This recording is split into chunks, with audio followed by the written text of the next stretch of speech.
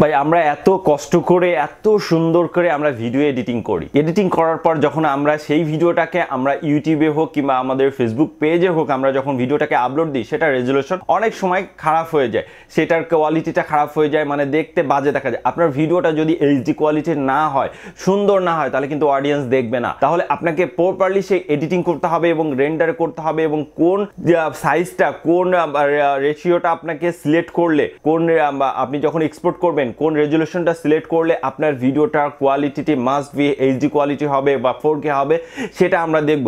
আপনি যখন এডিটিং করবেন, এডিটিং করার পর যখন রেন্ডার করবেন, রেন্ডার করার জন্য আপনার কোন কোন প্রসেসটা, কোন কোন ধাপগুলো আপনাকে কিভাবে অনুসরণ করতে হবে, সেটা আমরা বিস্তারিত দেখব।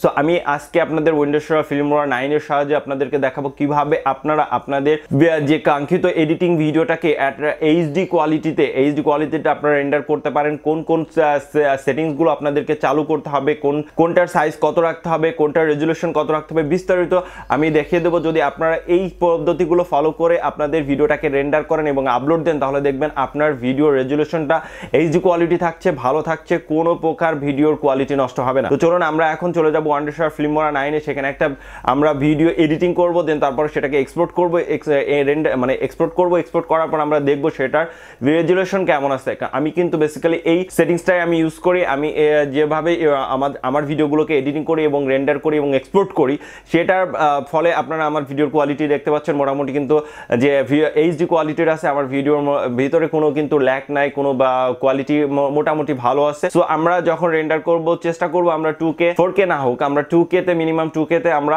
ভিডিওটাকে রেন্ডার করব। আর 2K তে রেন্ডার করতে হলে আপনাকে কোন কোন সেটিংসগুলো চালু করতে হবে, কোন কোন সেটিংসটা সিলেক্ট করতে হবে, বিস্তারিত আমরা সেটা দেখব। তো চলুন আমরা এখন চলে যাচ্ছি আমাদের কম্পিউটার স্ক্রিনে এবং বাকি কাজ আমরা সেখানে দেখে নিব।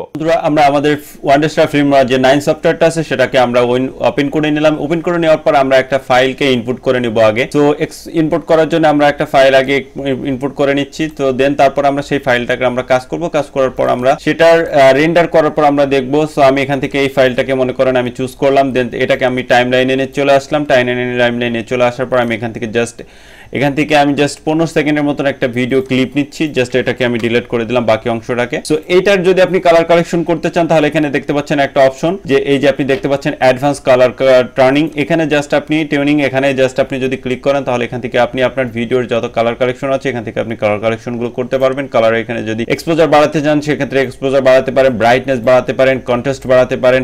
সো আপনি এখান থেকে কালার কালেকশনগুলো করতে পারেন। লাইটে মারলে এখান থেকে highlight, shadow, right, black, white, black, এগুলো আপনি এখান থেকে বাড়িয়ে কমিয়ে আপনার ভিডিওর কোয়ালিটি অনুযায়ী আপনি সেগুলো কমপ্লিট করে নেবেন। আজকে যেহেতু আমি আপনাদেরকে ভিডিওর কোয়ালিটিটা আপনারা কিভাবে রেন্ডার করবেন বেটার রেখে সেটা আমি দেখাবো, সেহেতু আমি এখানে কালার কালেকশনটা আমি ডিটেলসে দেখাচ্ছি না। আপনারা যদি কালার কালেকশন কিভাবে সুন্দর করে করতে হয় সেটা নিয়ে যদি দেখতে চান, বিস্তারিত একটা ভিডিও আমি তৈরি করে আপনাদেরকে দেখাবো। অবশ্যই কমেন্টস করে জানাবেন আপনারা যদি দেখতে চান, তাহলে আমি সেটা আপনাদেরকে করে দেখাবো। সো আমি এখানে কিছু ডিফল্ট অবস্থায় করে রেখেছি। এখানে যদি কাস্টমসে আমি ক্লিক করে এখানে আমি কিছু যখন আমি কালার কালেকশন করি, সেই কালার কালেকশনগুলো আমি সেভ অ্যাজ এই যে প্রিসেট নামে এখানে অপশন দেখতে পাচ্ছেন, এই সেভ অ্যাজ প্রিসেটে যখন আমি এগুলোকে প্রিসেটগুলোকে আমি সেভ করে রাখি। দেন তারপর আমি যখন আবার ভিডিওগুলোকে আমি এডিটিং করতে যাই, তখন আমি বারবার আমার কিন্তু এই কালার কালেকশনগুলো করা লাগে না। জাস্ট এই প্রিসেটগুলোকে আমি সেট করে রাখছি অলরেডি আগে থেকে। জাস্ট যেটার উপর আমি এখন এই যে ধরুন এখানে ফেসবুক নামে যে প্রিসেটটা আমার আছে, জাস্ট এটার উপরে যদি আমি ক্লিক করি, তাহলে আমার ভিডিওর কোয়ালিটিটা কিন্তু আমার এখানে যে কালার কালেকশনের যে প্রিসেটটা রেডি করা আছে সেম সেটা হয়ে যাবে। জাস্ট ওকে করে দিলাম, আমার কিন্তু হয়ে গেছে ভিডিওর কোয়ালিটিটা কিন্তু এখন জাস্ট ওইটার এই দেখেন হয়ে গেল। সো এখন আমাদের মোটামুটি কাজ শেষ। আপনারা আপনাদের মতন এডিটিংটা কমপ্লিট করে নেবেন। এডিটিং কমপ্লিট করে নেওয়ার পর জাস্ট উপরে দেখতে পাচ্ছেন কর্নারে এক্সপোর্ট নামে একটা অপশন, এক্সপোর্টে আপনারা চলে আসবেন। এক্সপোর্টে আসার পর এখান থেকে জাস্ট আপনারা MP4টাকে সিলেক্ট রাখবেন এখান থেকে। দেন তারপরে ফাইল নেম চাচ্ছে, এখান থেকে আপনারা আপনাদের ভিডিওর ফাইল নেমটা দিয়ে দিবেন। আমি এখান থেকে একটা ফাইল নেম দিয়ে দিচ্ছি, জাস্ট মাই ভিডিও নামে আমার মনে করেন এটা থাকলো। সো মাই ভিডিও নামে এটা থাকলো। দেন তারপরে আপনার সেভ লোকেশনটাকে আপনি এখান থেকে সিলেক্ট করে দিবেন, যে আপনার ভিডিওটা কোথায় সেভ হবে সেই লোকেশনটা আপনি এখান থেকে সেট করে দিবেন। সো সেট করে দেওয়ার পর এখান থেকে রেজুলেশনে যদি আসা যায়, তাহলে এখানে দেখতে পাচ্ছেন যে 1980x1080 আছে, এখান থেকে জাস্ট তারপর আমরা এখান থেকে কি করব, সেটিংসে ক্লিক করব। সেটিংসে ক্লিক করার পর এখান থেকে রেজুলেশনের নামে যে অপশনটা, এখানে বাদবাকি যেগুলো আছে সেটা আমরা ফ্রেম রেটটা এখান থেকে 30 fps দিয়ে দেব। দেন তারপরে বিট রেটটা এখান থেকে আপনারা হচ্ছে 20,000 অথবা 30,000 যে কোনোটাই দিতে পারেন। বিট রেটটা যত দিবেন তত কিন্তু আপনার এমবিটা বাড়বে। সো আপনারা বিট রেটটা দুটো 20,000 থেকে 30,000 এটার ভিতরে রাখলেই হবে। সো আর ফ্রেম রেটটা 30 fps এ রাখবেন। দেন তারপর আমরা রেজুলেশনটাই যে আমরা কি করব, আমরা কাস্টমসে ক্লিক করব। নিচে দেখতে পাচ্ছেন কাস্টমস নামে একটা অপশন। দেন তারপর এখানে সাইডে দেখতে পাচ্ছেন যে আমাদের কাস্টমসে যখন আমরা ক্লিক করলাম দুইটা অপশন চলে এসেছে। আমরা এখন এটাকে চেঞ্জ করব, আমরা 2K তে আমাদের ভিডিওটাকে কনভার্ট করব। তাহলে এখানে আমরা দেব 2560 বাই এখানে 1080 জায়গায় দিব 1440। তাহলে আমাদের ভিডিওটা কি হবে, আমরা তারপরে ওকে করে দিব। ওকে করে দেওয়ার পর এখানে দেখতে পাচ্ছেন ভিডিও সাইজটা আসলো কি 59 মেগাবাইট, 59 মেগাবাইট। তো আমাদের ভিডিওটা কিন্তু এখন 2K রেজুলেশন আমাদের ভিডিওটা এক্সপোর্ট হবে। তারপরে দেন আমরা এই ভিডিওটাকে আমরা এক্সপোর্টে ক্লিক করে দেব, তাহলে আমাদের ভিডিওটা কিন্তু এক্সপোর্ট হয়ে যাবে।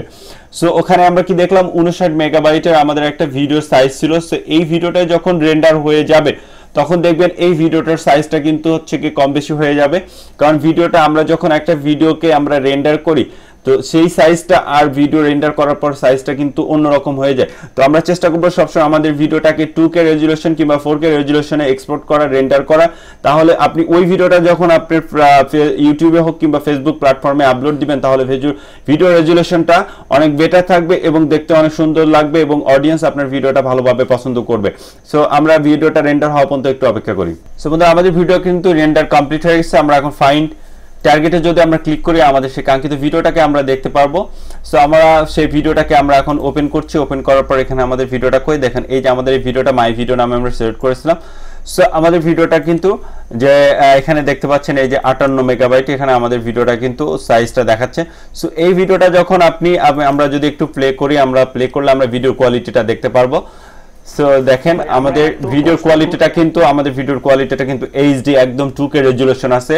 সো আপনার এই ভিডিওটাকে যদি আপনারা আপনাদের ইউটিউবে কিংবা আপনার ফেসবুকে আপলোড দেন তাহলে কিন্তু ভিডিও রেজুলেশনে কোনো প্রকারই নষ্ট হবে না, কোনো প্রকার ল্যাগ করবে না। সো এভাবে আপনারা আপনাদের ভিডিওগুলোকে রেন্ডার করবেন। আপনাদের যে রেজুলেশন সেটিংসগুলো আছে দেখালাম, আপনারা যদি এগুলো যদি সিলেক্ট করেন তাহলে আপনাদের ভিডিওর কোয়ালিটিটা ভালো হবে এবং আপনারা সেই ভিডিওগুলোকে যদি আপলোড দেন তাহলে অবশ্যই সেই ভিডিও আপনার গ্রহণযোগ্য হবে মানুষের কাছে। সো এই ছিল আজকে ভিডিওটা ভালো লাগলে অবশ্যই লাইক দিয়ে দিবেন আর শেয়ার করে সবাইকে দেখার সুযোগ করে দিবেন আর কমেন্টস করে আপনাদের মতামতগুলো জানাবেন। আর যারা আমাদের পেজ থেকে দেখছেন পেজটাকে ফলো দিয়ে দিবেন আর যারা চ্যানেল থেকে দেখছেন চ্যানেলটাকে সাবস্ক্রাইব করে দেবেন।